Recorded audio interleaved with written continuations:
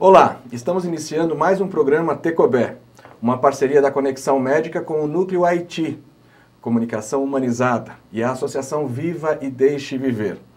Esse programa tem por propósito discutir a medicina da adolescência. Quer dizer, como é que os nossos jovens, de fato, estão sendo acolhidos pela saúde brasileira. O programa Tecobé tem um fundamento muito legal, né? Tecobé significa o que mesmo, Cris? Tecobé é uma palavra que deriva do Tupi-Guarani.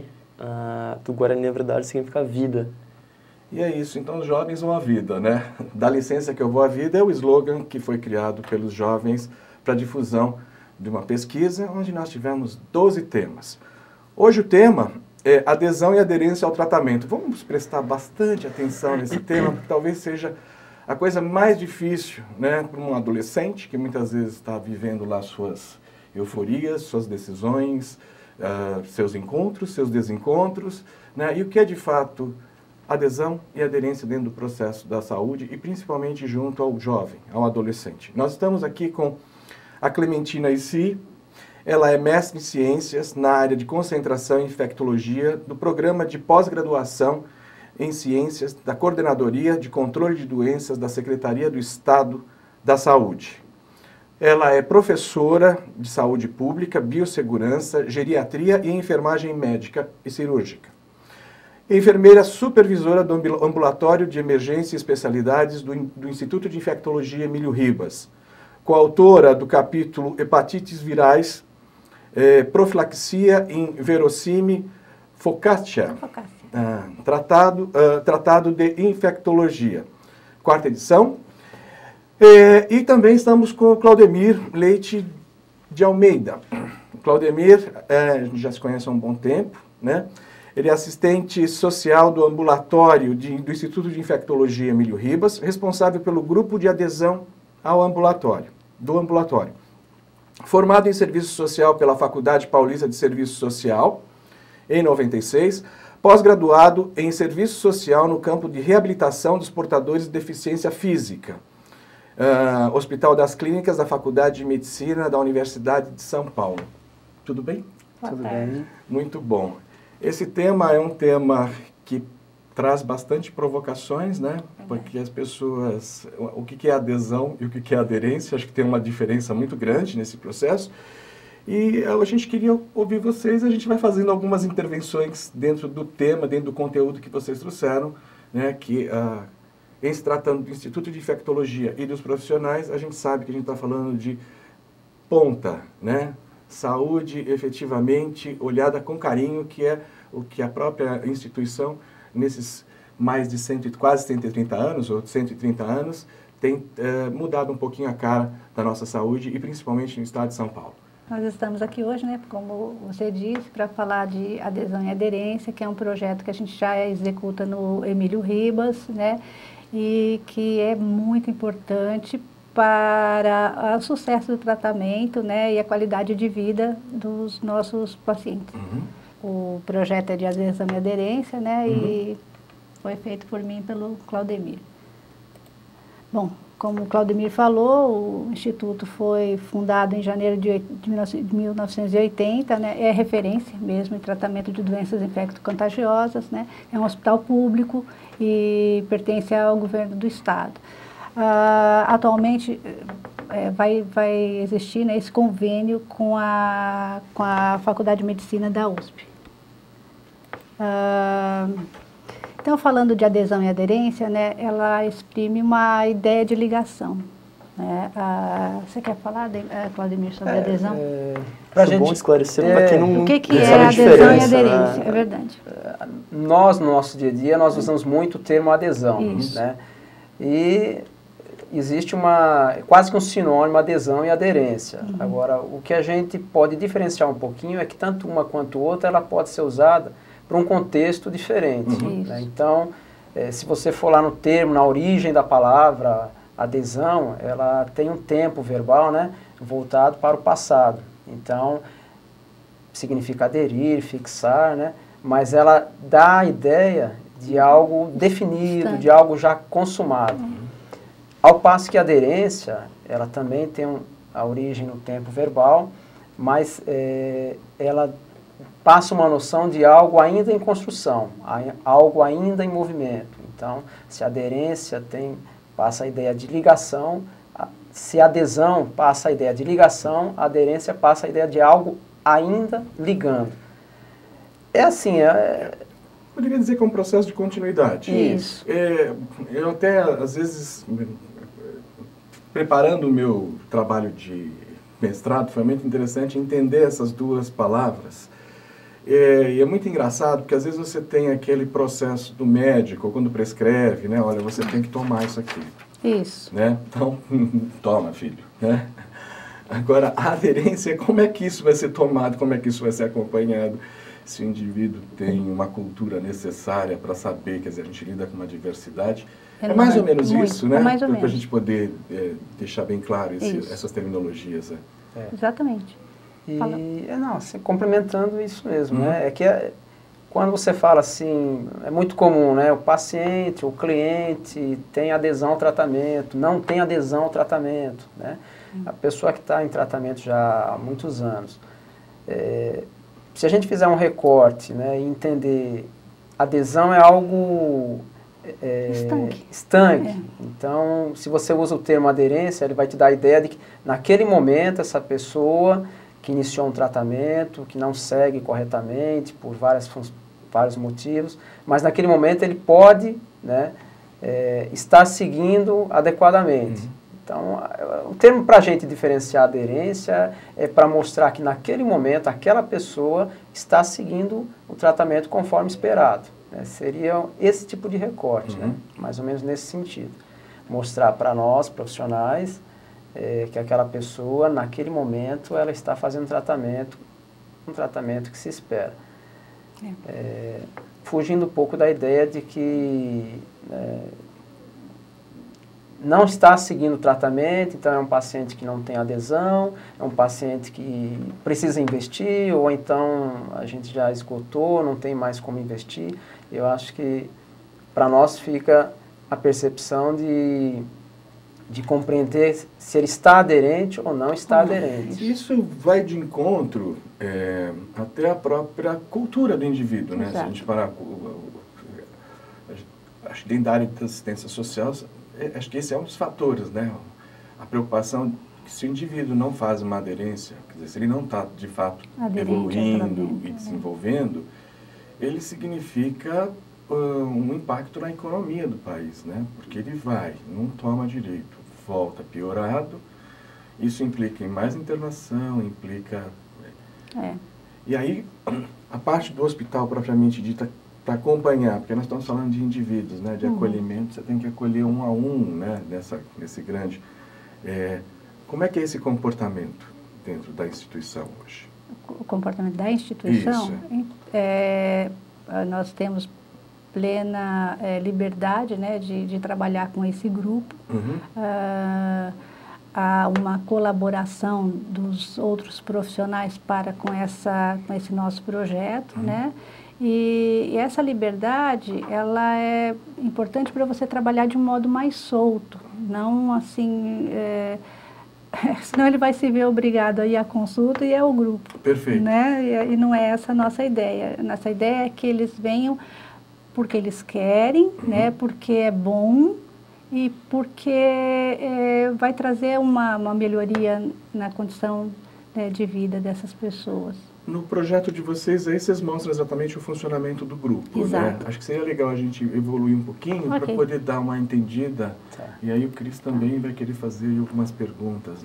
Então aqui a gente fala o que é o processo, né, de adesão, que é como a gente falou. E nós acreditamos, e eu acho que é como deve ser, nós não fazemos a adesão somente do paciente que está tomando o medicamento. Né? Essa ideia, mesmo aquelas pessoas que não estão tomando a medicação, que não são aderentes, entendam, né? Saibam que é importante os exames, a vinda ao hospital, porque a gente acaba virando uma grande família. Então, essa é a ideia que a gente quer passar. né, de fazer esse acompanhamento de uma forma ampla, não só medicamentosa. Quando a gente fala dentro da política de humanização da saúde, o acolhimento está implícito aí, que esse é um trabalho puramente de acolher, de informar, de instruir, né, as pessoas. Esse acolhimento é fundamental, né? Quando a gente trata da questão de uma doença crônica que exige um tratamento prolongado, ou um tratamento que é, né, contínuo, né? Pelo resto da vida, se você pensar assim, objetivamente, eu tenho uma doença, eu preciso fazer um tratamento porque eu almejo aí, né, o bem-estar e a minha saúde. Quando é uma doença crônica, nós estamos aqui abordando mais especificamente a questão do HIV/AIDS, mas as questões aqui elas são inerentes a todo tratamento, a toda doença crônica. O tratamento, em algum momento, ele pode ser bastante cansativo, né? A pessoa pode desanimar, então é importante todo tipo de ação, seja da instituição de saúde, seja da família, seja da sociedade, toda ação que vier para apoiar essa pessoa, né, para incentivá-la a fazer o tratamento, isso é importante. Então, na instituição, existe sim um momento do acolhimento, né, para aquele cliente, aquele paciente que está iniciando, entender um pouco o que é o hospital, o que é o ambulatório, o que é a doença, como é feito o tratamento, a participação de uma equipe multiprofissional, né? Então, assim, esse é um primeiro momento para quem está iniciando esse acompanhamento médico. Dentro da instituição, há algumas outras ações também. Existe um trabalho do voluntário e existe o trabalho técnico dos profissionais.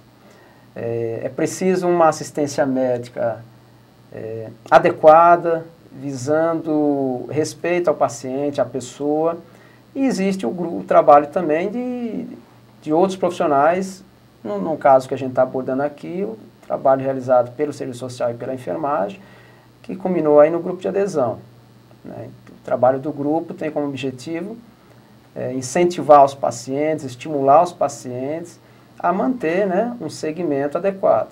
Então, como a Clementina disse, vocês tocaram em um ponto bem interessante que eu achei que vocês acabaram, de certa forma, realçando o mesmo elemento que é quem está acompanhando, não só o paciente, claro que é muito pontual que parta dessa iniciativa de aderir ao próprio tratamento. O corpo dele não vai responder sozinho, mas assim, qual que é a importância da família, ou no caso, se não houver uma família, quem estiver ao redor dele, e dos médicos também? Vocês acham que essa adesão é só do paciente, ou talvez quem estiver ao redor também pode ajudar, ou ainda atrapalhar, de repente, tentando... Não, como é que vocês podem falar? Tanto o paciente quanto a família, tanto o médico quanto a família, né, cada um dentro da sua especificidade, são importantes. A família, porque ele tem um apoio, ele pode dividir, ele pode compartilhar, né, essa condição de vida, né? E quando o paciente desanima, a família pode dar um apoio, né? Ou quando a família perde a esperança, o jovem mesmo pode dar essa visão de ter uma qualidade de vida. O profissional médico, ele precisa entender, né, esse processo do paciente aderir ao tratamento, sendo acessível,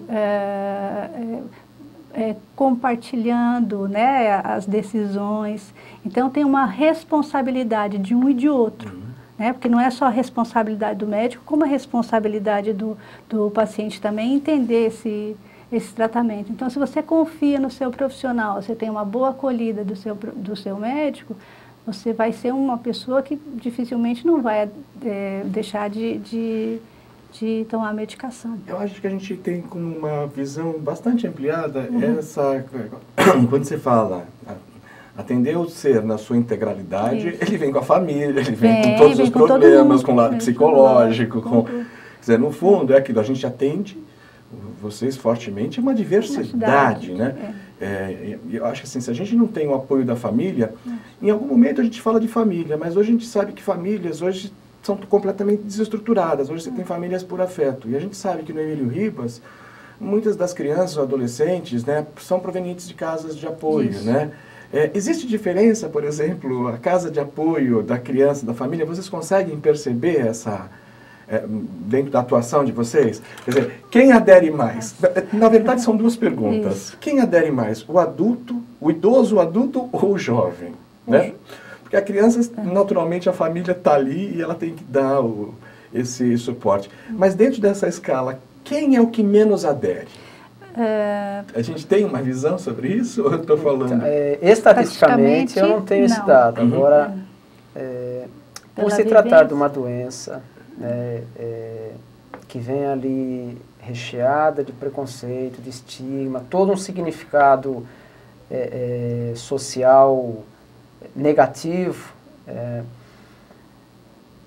é necessário que a pessoa conte com um serviço de saúde adequado, especializado, com profissionais preparados, com uma sensibilidade muito grande.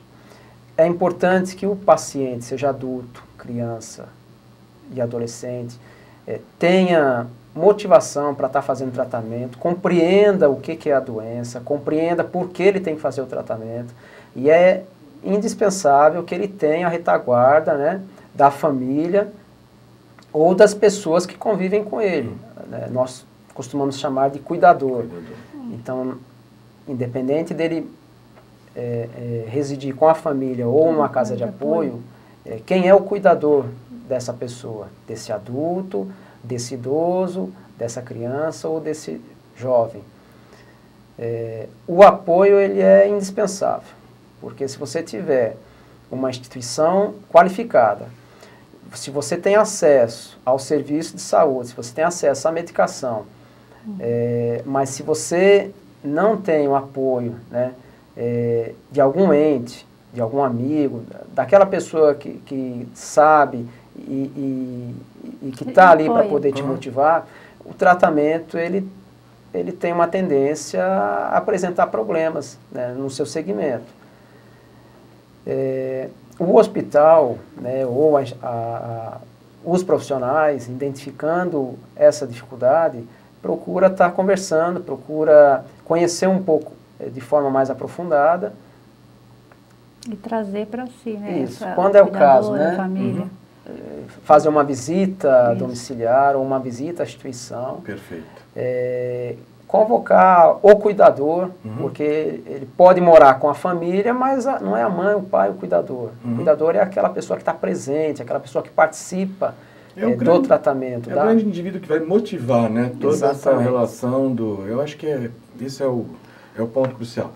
Nós vamos dar uma paradinha super rápida, tá? O nosso programa é o 4956 e se você tiver perguntas, informações, mostrar o que de fato está acontecendo de bom em prol da adolescência dentro da saúde, mande suas perguntas para nós no pergunta@conexãomedica.com.br ou pelo 0800 888 1212. Até já!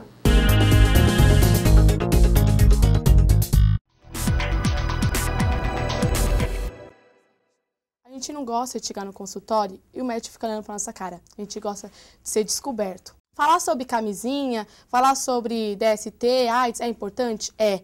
Só que não sempre é a mesma coisa. Então, poderia ter rodas de conversa, poderia ter dinâmicas. Poderia não. Pode e deve.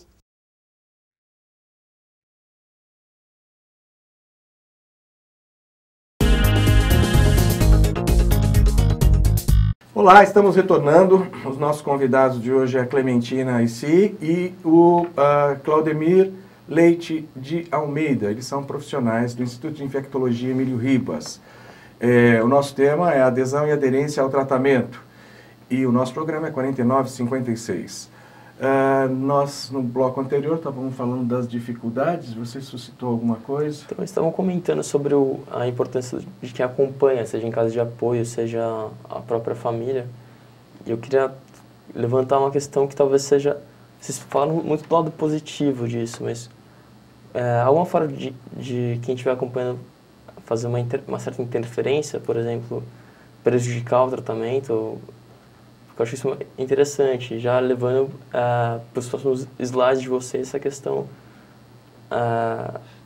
do que pode prejudicar a adesão, né? Esse processo todo que é muito necessário para... acho que vai até dentro do foco, que a gente sabe exatamente que a adolescência é adolescência, né? O foco é esse, e aí existe aquelas contradições, né? O adolescente é isso, o adolescente é aquilo. A gente um dia foi adolescente, sabe muito bem o quanto é massacrante ser um adolescente. Quer dizer, são essas dificuldades, assim. A gente sabe que pela situação social, a aderência, né? A adesão é difícil, mas, de fato, onde que são esses fatores que emperram, né? Os mais relevantes, né? Que aí serve, de fato, como a gente está falando de infectologia, do Instituto de Infectologia, mas isso é inerente a qualquer tratamento, porque um garoto acometido, uma garota com câncer, com problema renal, cada um, de uma certa forma, vai estar conectado lá a uma máquina, a um tratamento, a um medicamento. Quer dizer, onde, de fato, vocês percebem que a tecla é sempre, né, tem que bater com mais constância na tecla, né? Pois é, uma das coisas é essa complexidade do tratamento. Então, o que é? São muitos medicamentos, né? Além disso, por vezes, não são só os medicamentos antirretrovirais, são outros medicamentos. Então, a quantidade e a diversidade de horário, ela é um fator bem pontual, assim. Bom, baixa escolaridade. Quando a pessoa não tem baixa escolaridade, ela tem um pouco de dificuldade, por exemplo, ela chega no consultório, dá uma receita e ele não entende. Não sabe, às vezes não sabe ler. Então, o que acontece? Eu não quero falar, eu não entendi, então não vou tomar. Né? Ou pede um exame ou alguma coisa que a pessoa não entenda, ele não vai fazer. E é uma coisa que a gente percebe bastante, a não aceitação mesmo da soropositividade. Então, ele nega a doença, e se eu nego a doença, eu não tomo o medicamento. Eu não vou ao hospital, eu não sigo as recomendações, por quê? Porque eu não tenho essa patologia. Né? Isso a gente percebe. Uma das coisas que é interessante é que, às vezes, a pessoa chega e fala assim, eu não vou tomar esse medicamento porque ele é cor-de-rosa. Eu não tomo medicamento cor-de-rosa. Isso não quer dizer que ele não vai tomar o medicamento, isso quer dizer que ele está negando a doença. Porque não é um medicamento rosa ou azul, ou grande ou pequeno.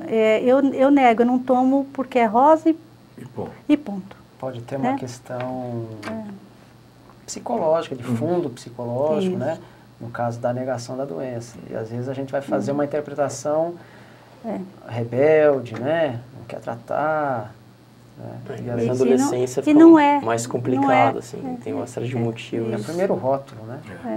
É o primeiro, e às vezes não é isso mesmo, é essa não aceitação mesmo da sua condição, né? Bom, então, alguns outros fatores, né? Se você não tiver uma relação de satisfação com o profissional que lhe atende, você não volta. Acaba tendo essa dificuldade, Clementina, né? Isso é até interessante você colocar, porque assim, se o médico ou a equipe, ou seja, não tiver aberto de fato, né? A gente fala muito do tempo hoje dentro da saúde, que é complicado, quer dizer, quanto que eu dou de tempo, quanto esse indivíduo merece de tempo, o tempo que eu posso ceder para esse indivíduo, quer dizer, ali a gente está falando muito do lado, assim, você falou educação, né? Isso. E esse é um problema sério do nosso país, que parece que saúde não fala com educação. Exato. A gente não prepara dentro da escola as pessoas a cuidarem da sua saúde. É assim, sempre a doença é com o outro, nunca comigo. Então, para que eu vou me preocupar, né? E como já não tem esse incentivo, em relação à educação, como você disse, não conversa com a saúde, quando acontece alguma coisa, que há necessidade de um tratamento, eu não vou fazer. fica mais difícil.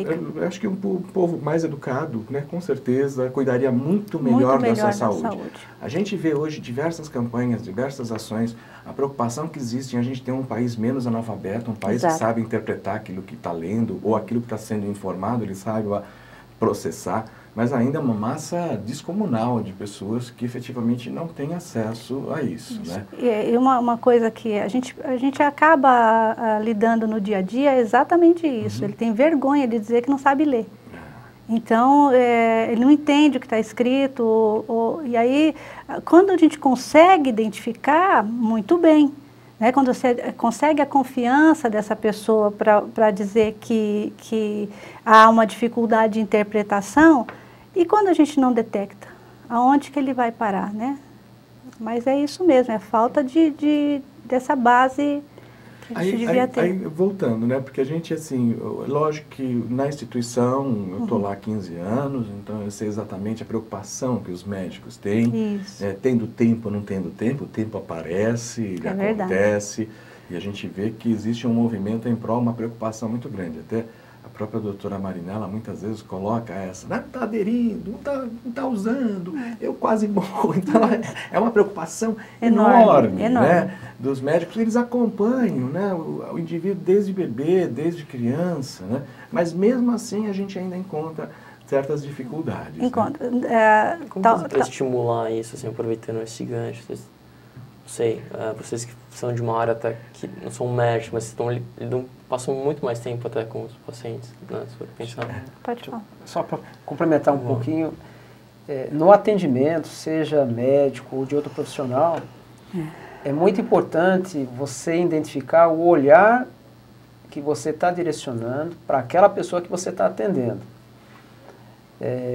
Então, se nós estamos atendendo a pessoa, nós não podemos já iniciar um atendimento com um pré-julgamento. Então, eu devo respeitar o paciente, eu devo respeitar a pessoa que está ali na minha frente, eu devo permitir que ela se expresse, eu tenho que ter escuta e tenho que oferecer esse espaço para que você compreendeu como é que tem que ser feito esse tratamento, você entendeu por que eu estou pedindo esse exame, você entendeu a importância de seguir horários, a importância de retornar para a consulta, mesmo não apresentando nenhum sintoma. Está bem claro isso? Você quer perguntar alguma coisa, não compreendeu? É importante que o profissional ele tenha essa postura. E o problema de postura, ele pode tanto atrapalhar quanto ajudar.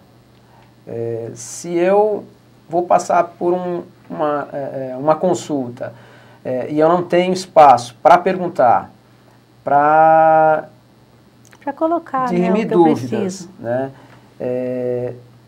Eu tenho uma tendência muito grande a não compreender e não seguir corretamente.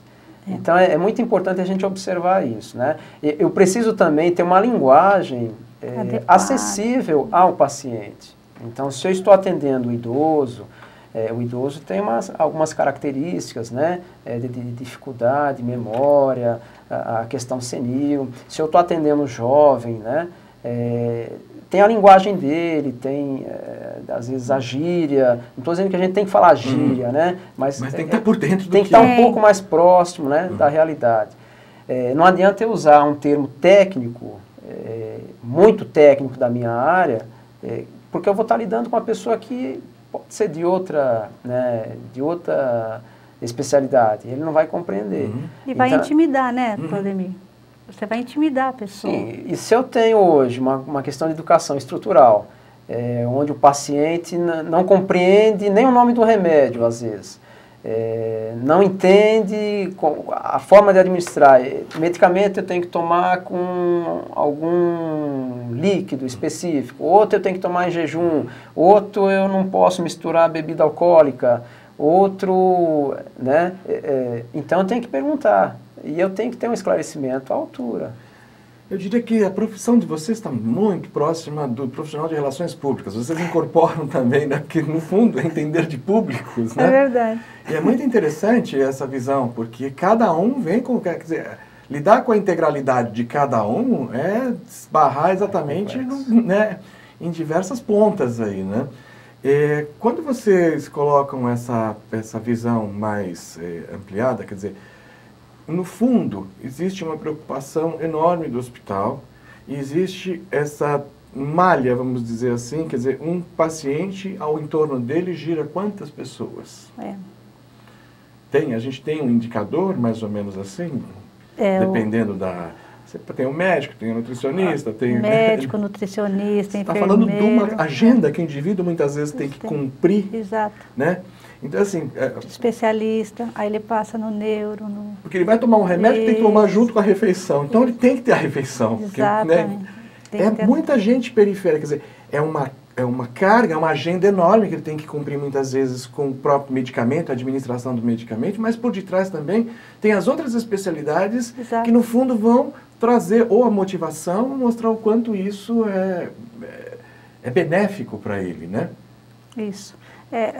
O ideal, né, de um grupo de adesão seria um farmacêutico, um enfermeiro, um serviço social, nutricionista, né, para a gente fechar mesmo o indivíduo como um todo. É como você falou, não adianta dar muitos medicamentos e não ter o arroz e feijão. Não adianta, né? E não adianta também a gente ter o farmacêutico que explica a medicação e não ter quem fale, você toma assim ou de outro modo, né? E a gente procura trabalhar, né, no Emílio Ribas esse conjunto, esse todo. Essa é a preocupação do hospital. Tem pergunta aí? Retomando a raiz da questão, assim, um pouco, vocês têm um trabalho lá no Emílio Ribas, perdão, que vai a fundo nessa questão da adesão, aderência, e eu quero saber se, olhando, assim, analisando outros trabalhos, ou a demanda de outros trabalhos assim, como é que vocês julgam a adesão ou aderência por parte dos profissionais de saúde? E se é que há, ou se é que não há, entendeu? Eu queria que vocês fizessem um balanço, assim, porque se há esse projeto, é porque houve alguma demanda. Então, eu queria que vocês falassem um pouco. O que a gente recebe muito a gente mantém um contato, né, com os demais profissionais que fazem parte do atendimento, da assistência ali ao paciente. A gente tem uma conversa, uma troca uma discussão de casos, onde o profissional, seja ele médico ou psicólogo, nos procura ou nos encaminha o paciente com essa verificação. Da parte especificamente médica, ele tem uma resposta verbal do paciente, olha, faça o tratamento, mas o exame mostra que alguma coisa não confere com aquilo que o paciente diz. Então, o exame vai mostrando que o tratamento não está sendo eficaz, né? Então, ele faz a abordagem dele e ele encaminha ao serviço social, à psicologia, à nutrição, ao psiquiatra, à enfermagem, para a gente poder também estar dando suporte e verificando aí que razões, que dificuldades que a pessoa, né, está encontrando, está vivenciando e que pode estar atrapalhando. Então, existe, assim, esse diálogo, né, e uma devolutiva no sentido de alguma mudança de atitude a fim de facilitar esse tratamento bem desejado. Esse processo é estratégico, né? Porque em algum momento o paciente falou uma coisa, não bateu com o que o outro disse. Né? Quer dizer, no fundo vocês, esse grupo vai alinhavando totalmente essa... eu entendi o que eu quis dizer, né? O quanto o médico, o enfermeiro, né? Dão todo o suporte dentro dessa ação. Eu participo em outros hospitais de algumas discussões de casos e é muito interessante porque a sociedade, né, não tem noção, né, de que essas ações aconteçam. E é muito importante, de fato, né, acho que até a própria política de humanização, ela preconiza o encontro na roda com os profissionais, né? E ali, assim, vamos botar o problema na roda? Vamos para o lugar, né? Vamos. E aí acho que essa é a visão que talvez, né, acho que o Emílio Ribas trazendo essa visão mais ampliada, toda essa visão moderna, né, todo esse pensamento de fato, porque quando a gente acolhe, mais do que nunca, a gente tem vidas, né, tem qualidade de vida, mas ao mesmo tempo a gente tem economia. né? Porque o indivíduo que adere, que faz direitinho, ele vai bater menos na porta, né? Ele vai ocupar menos um leito, e isso é educação. Quer dizer, no fundo, a gente está permeado, né, da cultura da educação, favorecendo o restabelecimento da qualidade de vida e da saúde, né? Recentemente, eu queria até que vocês colocassem aí foi feito no final do ano, né, o balanço de como está a AIDS no país, e a gente teve aí um aumento e um susto, né? Quando você fala, espera um pouquinho, está crescendo junto aos jovens, e aí tem alguns bairros, né, bem localizados aqui no estado de São Paulo, que você vê a não comunicação entre educação e saúde, o que provoca, né? Então você tem um número grande de jovens gays se contaminando. Isso. Né? Como é que é? Aonde? Aí é visão mesmo, é visão de futuro. Onde o trabalho de vocês, né, bem desenvolvido, podem, de uma certa forma, favorecer a mídia? Porque eu acho que a mídia também fala muito pouco disso, né? Traz muito pouco esse assunto. Quer dizer, geralmente a mídia quer estar na porta do hospital para pegar só as notícias ruins, né? Ou pelo menos acho que é isso que a gente tem como um panorama hoje dentro do que a gente recebe como informação. Aí nós estamos falando, nós estamos, né, num século da descoberta, da comunicação, da informação, e aí a gente vê um número avassalador de jovens, né, se contaminando, e ainda traz o paradigma, né? Isso eu não pego porque é doença de velho, ou doença de gay, ou doença, quer dizer, ainda há o estigma. Né? Você tem aí essa... Ou o mais agravante é o seguinte, se pegar tem remédio, né? Isso, então, como é que é esse processo dentro do... Então, pegando esse gancho, nós lá fazemos também um serviço de... não é o CTA, é o CSA, que é o Central de Sorologia Alternativa, onde a gente faz o teste, né, rápido.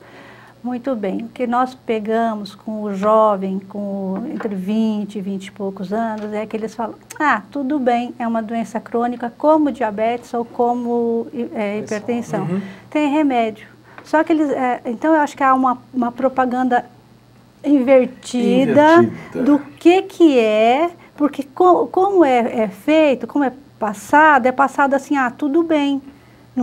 Não tem problema nenhum. Então, uma coisa que chama a atenção da gente é que você dá o resultado e o pessoal nem se espanta. Uhum. Não é para se espantar, mas é para se cuidar. Uhum. E do jeito que é colocado a coisa, é colocado que tudo bem. Uhum. Né? E não é por aí. Esse tudo bem depois impacta nos Exatamente. bilhões que a saúde vai precisar, porque... esse indivíduo vai ter que ser tratado o resto da vida dele. E né? Ele não se cuida, não usa o preservativo, porque tudo bem. Uhum. E é essa a ideia que a gente tem que mudar. Pode falar. Então, é fundamental a questão da informação, né? O trabalho que a gente desenvolve lá, ele só acontece porque o paciente participa. Uhum. Então, quem faz o trabalho... Nós vamos até onde o paciente vai, na questão do grupo de adesão. Mas a questão essencial é a informação. Correta. O que envolve uma pessoa que tem uma doença crônica, essa pessoa ela vem para uma instituição, ela vem tratar a doença em si. É importante que o profissional compreenda que não veio a doença e encerrou a questão. Né? Ela não é uma pessoa, ela tem os seus problemas, ela é cercada de um mundo. Então, ela tem uma questão, às vezes, de déficit ou de prejuízo na questão da saúde mesmo, da educação. Ela tem um problema com a questão da habitação, ela tem um problema com a questão do desemprego, a qualificação é muito baixa. É importante que a gente tenha uma visão estrutural, né? A questão da violência é muito grande, ela não tem acesso a saneamento básico adequado. É importante que a gente tenha essa visão. Tendo essa visão, isso vai exigir do profissional, né, que ele reconheça o trabalho e a necessidade de se relacionar com outro profissional, isso na instituição de saúde. Então, o médico ele tem uma visão, é importante que ele tenha um canal direto, um contato direto com os outros profissionais, porque o que permeia uma pessoa com uma doença são situações extremamente, né, de várias áreas. Tem também a questão da política pública, né? Claudemir, nós vamos voltar para o último bloco, fortalecendo isso, política pública. Vocês perceberam que o hospital não é só lá para cuidar da doença, né? A gente vai cuidar do indivíduo inteiro, né? Do social, do econômico, do ambiental, né? Fora o indivíduo que às vezes mora longe para chegar, para poder fazer, quer dizer, do desemprego. Ou seja, olha, eu acho que não é a saúde que está desumanizada, é a sociedade que está desumanizada, né? Então, a gente volta no próximo bloco. Tem perguntas? Tem informação para o Tecobé? Mande para a gente. 0800 888 1212 ou no pergunta@conexãomedica.com.br. Até já.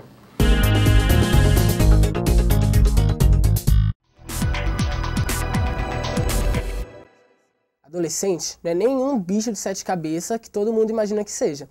Se juntássemos um grupo de adolescentes com médicos, enfermeiros, agentes de saúde, acho que seria bem divertido, porque é para tirar dúvidas, grilos, porque com comunicação você vai a cada lugar que não é inacreditável, sabe?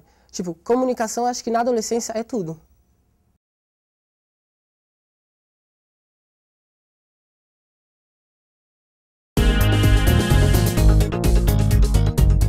Olá, estamos retornando então no nosso terceiro e último bloco, com a Clementina Spi e o Claudemir Leite de Almeida, ambos profissionais do Instituto de Infectologia Emílio Ribas. O nosso programa é o 4956 e a gente estava falando no último bloco, entrou dentro da problemática, né, quais são as políticas públicas. Precisamos de mais políticas públicas. O que nós temos hoje, né, quais são aquelas que o hospital abraça com muito carinho e sabe que são efetivas, né? Acho que você pode mostrar um pouquinho para mim essa visão mais ampliada, né? O que a gente estava abordando até há pouco tempo era a questão que o paciente que tem um problema de saúde, ele traz uma série de questões, questões que estão fora do hospital, né? Questões estruturais. Então, você tem uma pessoa que tem uma dificuldade de habitação, não tem casa. Nós atendemos pessoas em situação de rua que fazem o tratamento. Então, você imagina uma pessoa que precisa tomar o remédio, que tem todo um rigor de horário e alterna a moradia na rua e no albergue. O albergue oferece essa estrutura, né? O albergue ele permanece à noite. O albergue tem, por exemplo, um refrigerador para manter medicamento. O albergue, acontece situações de furtos dentro do albergue, né? E quando ele vai para fora, quando ele vai para a rua, ou seja, passa o dia todo na rua, então é uma questão que dificulta bastante a adesão a um tratamento. Uma questão de desemprego, então o jovem, o adolescente, né, que termina o seu ensino médio, e vai buscar aí uma oportunidade, né? Não tem uma qualificação além da sua escolaridade. E tem toda uma dificuldade de se posicionar no mercado. A questão do desemprego é muito grande. A questão de saneamento básico também é presente. A questão do transporte. Então, reside muito longe do hospital. Mas há centros de referência no local de moradia da pessoa, mas a pessoa já descobriu o diagnóstico no hospital, principalmente no caso de adolescente, né? Transmissão vertical, então já tem um vínculo com a equipe, já tem um conhecimento, o hospital ele se sente como se fosse a casa dele, né? A segunda casa. Então, mudar o seu tratamento, o seu vínculo com o profissional que conhece, é um pouco difícil isso. Mas, no entanto, tem a questão do transporte, a localização é muito distante. O que existe o que existe hoje que vem facilitar o acesso dessa pessoa? Existe um benefício de isenção tarifária, mas depende muito do seu diagnóstico. E não são todas as pessoas que muitas vezes vão atrás disso pela própria falta de informação. Desconhecimento da possibilidade, né, de usufruir do benefício. A questão da dependência química, presente no adolescente, no adulto, né?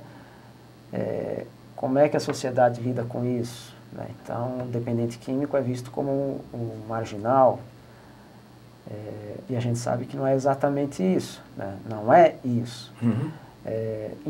Existe internação, existe tratamento ambulatorial, né? A pessoa tem acesso a isso, existem CAPs, que são centros que fazem esse tratamento, os CAPs que existem são suficientes.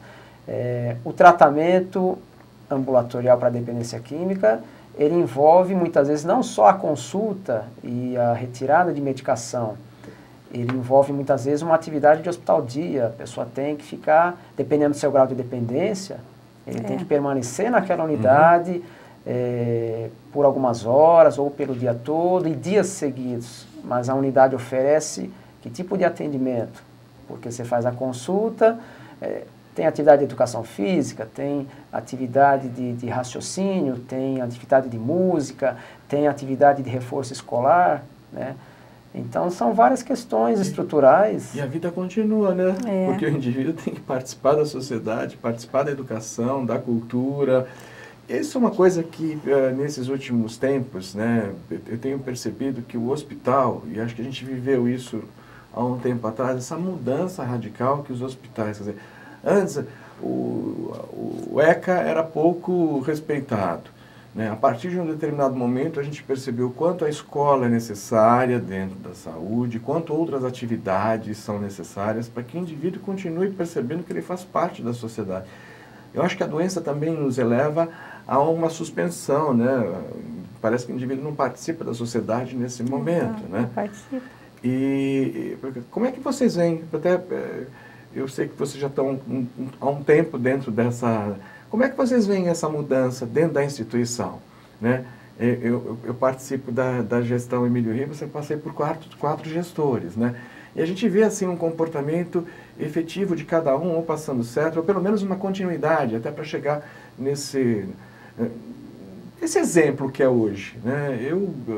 Eu sou fã, porque eu vivo lá dentro, e eu percebo assim, mudanças desde o momento em que a pessoa, quando ia visitar o cuidador, ficava muitas vezes numa fila, ao relento, no frio, não sei o quê, e hoje a gente sabe que houve uma evolução muito grande, com espaços honestos, com profissionais cada vez mais preocupados com essa ação.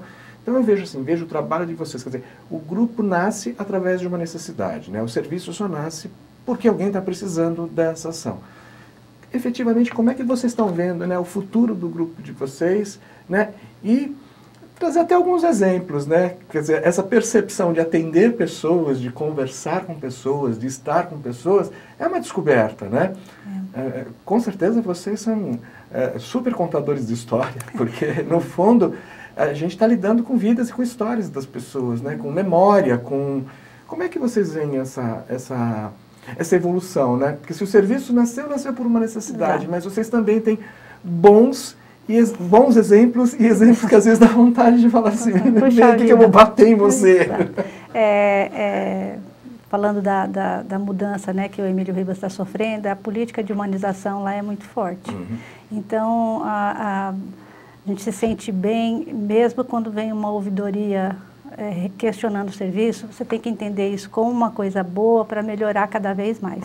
Nós estamos lá para o outro. E nessa atividade a gente ganha mais do que dá. Muito mais. É engraçado que você vai vivenciando uma coisa e outra, e falando na adesão, uma ocasião eu recebi uma paciente que não estava aderente. E eu via que ela estava tendo dificuldade com a medicação. Então, eu pedi que ela trouxesse toda a medicação que ela tinha, que eu ia ajudar a separar e arrumar. Bom, ela passava em tantos médicos e ela ia a tantos lugares que quando ela me trouxe um saco cheio. Eu não sabia o que fazer com aquele monte de medicação. Então, nós fomos pedindo para ela, então me traga as receitas, então me traga um familiar, me traga... para a gente poder ajudar, colocar aquilo tudo de forma ordenada e orientar essa pessoa. Porque ela estava aí... Uma aula, uma né? aula, porque preparar uma aula, aplicar a aula. Ela vai no infecto, ele dá isso, ela vai no neuro daquilo, vai no cardiologista daquilo, vai no endócrino, e ela ia juntando aquela medicação, juntando, não consegue tomar. né? Porque é muita coisa. Primeiro não vai saber a agenda de todos, não vai e segundo vai fazer um mal danado. Vai fazer, né? porque ela não sabia quem era quem. Né? Além do que, ela não sabia, ela não tinha ideia do que ela tinha dentro do saco. Né? Então, a gente conseguiu arrumar, né? Outras pessoas que vêm para tomar medicamento, essa do comprimido cor-de-rosa, ela existiu, ela não tomava comprimido rosa. É um fato real. Sim, ela não tomava comprimido redondo, ela não tomava nada. Aí você fica assim, o que eu faço? É psicologia, né? Exato, deve ter algum toque ali que tem que ser entendido. Aí né? fugiu da minha alçada, então chama o psicólogo. Aí o psicólogo vai trabalhando, e a gente foi trabalhando até que entender que ela realmente não aceitava a doença, né? Mas foi o caminho das pedras para você não perder essa pessoa. Às vezes você tem que usar muito a criatividade, pensar muito e ver o que você vai fazer. Não dá para ser assim, a adesão é isso, eu vou fazer isso. Não dá. Você tem que estar, você tem que estar realmente sempre em mutação. Me fala uma coisa, o quanto infere o trabalho de vocês, assim, existe essa percepção, hoje a gente sabe que a ouvidoria deixou de ser aquela coisa, o muro das lamentações, ou vou lá só para falar mal, e a gente sabe que hoje as ouvidorias, elas estão trazendo muita informação legal, né, assim, desde o indivíduo que, enfim, foi maltratado, mas a gente vê índices muito elevados ou num crescente de trazendo as boas notícias também. É impressão minha ou isso acontece mesmo? Eu lido muito com ouvidoria porque a minha equipe é muito grande, né? E a gente está mais assim muito perto do público, não com agenda nem nada, mas circulando, né? E a ouvidoria, ela é um instrumento muito importante para o paciente conseguir falar e para a gente fazer uma reflexão daquilo que nós estamos fazendo. Porque o dia a dia, ele acaba deixando o profissional assim, vai no automático, né? Então, quando vem, por exemplo, esses tempos atrás, começou a chegar muita ouvidoria de um determinado serviço que a gente estava apresentando, que eu não observava. Passava todo dia e você não vê. Quando chega a pessoa se incomoda com isso e você vai ver, puxa vida, eu falei, então vamos melhorar. O que precisa? Mais cadeira? Precisa disso? Precisa daquilo? E a gente consegue... você tem que trabalhar com a ouvidoria de um modo positivo, não achar que estão te criticando, né? E lá a gente trabalha muito, muito junto. Isso é um paradigma, né? Porque ouvidoria parece que foi feito só para levar as más notícias. E humanização parece que só foi feito para o paciente, né? Não é. Porque você tratando o outro com humanidade, ele vai te tratar também. É o que eu digo. Você acaba ganhando muito mais do que dando. Sabe? É isso. Valdir, acho que fazendo um passeio assim, você disse assim, como é a mudança do hospital, esse olhar do hospital, né, essa preocupação.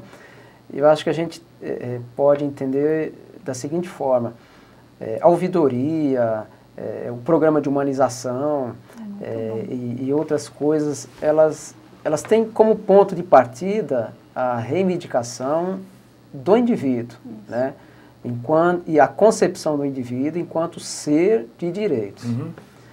Foi isso que impulsionou a redemocratização do país, foi isso que impulsionou a criação do SUS, né? a reformulação da Constituição, a criação do SUS, a criação do Estatuto da Criança e do Adolescente, o programa de humanização e depois política de humanização e, no nosso caso do hospital, um olhar voltado para essa participação, né, o que o paciente, o que a pessoa que é assistida ali no Emílio Ribas, o que ela está encontrando e o que ela acha que deveria encontrar. E aí a gente tem a questão da ouvidoria, quando você fala ouvidoria, né, queixa, reclamação. Mas não é. E em cima do que a ouvidoria nos apresenta, a instituição tem que procurar uma resposta. A gente tem que devolver, né? Tem que fazer devolutivo. Essa é uma visão ampliada mesmo. Eu acho que tem uma coisa muito legal também, né? Se a gente olhar pelo triado, a gente falou de acolhimento, da valorização do profissional da saúde, que ainda é um problema, né? Eu acho que aí A gente precisa, de fato, revolucionar nessa área. Eu acho que tem que ter mais atenção, a saúde tem que ter mais investimento. Exato. Eu acho que para eu dar o tempo necessário para o paciente, para o meu amigo, né, porque a comunicação interna também quer dizer, para se autodesenvolver nesse processo, a gente está falando de tempo. Então não adianta o indivíduo ter que trabalhar em 5 lugares para ganhar e não ter energia para poder depois dar uma boa informação. Então, valorização do profissional da saúde, a gente precisa de atenção. O acolhimento, a gente percebe que a gente está descobrindo e trazendo. Agora, uma coisa que me agrada muito dentro da instituição é a gestão participativa. Né? Quer dizer, de um tempo para cá, as pessoas também começaram a colocar, a participar. Né? Como é que vocês veem isso, né? Esse processo? Né? Quando a gente fala dos cafés na roda, das atividades que norteiam, né? Existe uma programação de atividades, existe um envolvimento enorme, né, de toda a população interna. Uns mais, outros menos, mas enfim, a gente percebe que tem aí, isso tudo passa a ser favorável, né, esse processo. Como é que vocês veem a gestão participativa nesses últimos anos? Desculpa, quando começou foi um susto. Então, as pessoas não entendiam o que era. Então, aí o pessoal conversar no café na roda. Você vai lá para falar mal de mim, eu vou lá falar mal de você. E o nosso gestor vai estar vendo. Era medo. Aí, com o tempo, foram entendendo, porque tudo que é novo assusta, né? E foram entendendo a ideia, né? E aí, eu posso participar. Puxa, eu sou recebida pela essa pessoa, por essa pessoa, eu troco informações, então você se sente mais confortável para trabalhar e assim você também consegue ser mais confortável também no atendimento ao paciente, né? Eu acho que fica tudo muito leve. Você ganha muito e leva muita coisa boa. Eu acho que é isso, todo mundo acaba ganhando dentro desse processo. Cris, vamos para a última pergunta.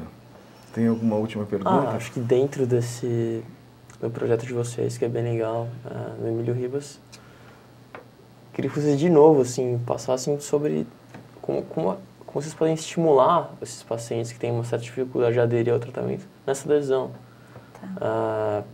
Quais atividades vocês propõem, com esse acompanhamento, assim, para até quem estiver assistindo poder refletir um pouco e ver se... Posso falar de questão de vontade também, né? Bom, então, o nosso... Não, só para fazer a introdução, que a gente vai estar falando um pouco do grupo de adesão, né? Que é uma das ações... Que fortalece. Exatamente, né? Que podem contribuir para que a pessoa mantenha o seu tratamento. Perfeito. A Clementina... O nosso objetivo, né, é trazer esse paciente para o acompanhamento ambulatorial, né, em todas as suas etapas, né. O que a gente oferece? Né? Nós oferecemos um espaço de escuta. Então, não é uma preocupação que nós temos, não é lá ficar todo mundo, uma parede de jaleco branco, a pessoa entra e já fica, ai meu Deus, né? É essa escuta mesmo, porque como é que fala? A experiência deles eu não vou ter nunca. Sim. Né? E a gente tem o objetivo de esclarecer, né? A gente tem o objetivo de informar, de refletir, né? De ser um espaço de suporte, né? Mas a personagem principal não são os técnicos, é o paciente. Perfeito. Né? Você quer falar do nosso tempo, como que a gente faz? O grupo está estruturado em 1 hora de duração. Perfeito. Né, com a presença de 2 técnicos, no caso eu e a Clementina, Serviço Social e Enfermagem. São encontros semanais, né, 1 vez por semana, no seu horário definido ali, toda quinta-feira, 1h da tarde. A participação ela é livre ao paciente, no caso, ao paciente que tem HIV, né? Independente dele já ter iniciado o uso de medicação ou não, ele pode ser encaminhado por qualquer profissional de saúde. Perfeito. Ou ele pode ir de livre e espontânea vontade. Viu lá o recado, o aviso, né, a propaganda, comparece no grupo. No grupo a gente tem uma preocupação muito grande, o grupo não é uma aula, não é uma palestra, nem é um sermão. O grupo é um espaço de escuta, de reflexão, e de autoajuda, onde os pacientes, né, que têm ali um problema de saúde em comum, é um espaço para que eles conversem, para que eles tirem dúvidas e que para que eles tentem estimular, incentivar, né, a outra pessoa a superar, a manter o seu tratamento. Uma coisa que a gente acha... Uma coisa é eu, profissional, dizer para você precisa fazer o tratamento, é importante, você tem que manter a sua saúde. Outra coisa é eu, paciente, que tem o mesmo problema que você, dizer das minhas angústias, né, dos meus medos, das minhas dificuldades e como eu consegui superar aquilo. Então, nós acreditamos que há que o paciente ele pode estar ajudando o outro a partir do momento que ele vivencia situações bastante parecidas, né? Então, são dicas, são trocas de experiências, são relatos, né?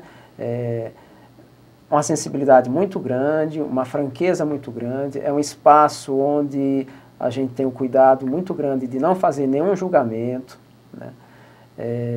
Onde a gente se despe um pouquinho das nossas crenças pessoais, né? Enfim, né? É um espaço aberto para que ele possa estar participando e estimulando, né, Agora, lembrando também que se ele tiver necessidade de um acompanhamento individual, isso é fornecido. Disponibilizado. Porque eu vou e às vezes eu não consigo falar em grupo, eu estou lá porque eu preciso de ajuda, e você tem que ter um olhar para perceber e oferecer esse tratamento individual se precisar, né? A gente faz, né, a avaliação semestral, para ver como é que nós estamos andando, ele puxa a minha orelha, eu puxo a dele. Tá certo.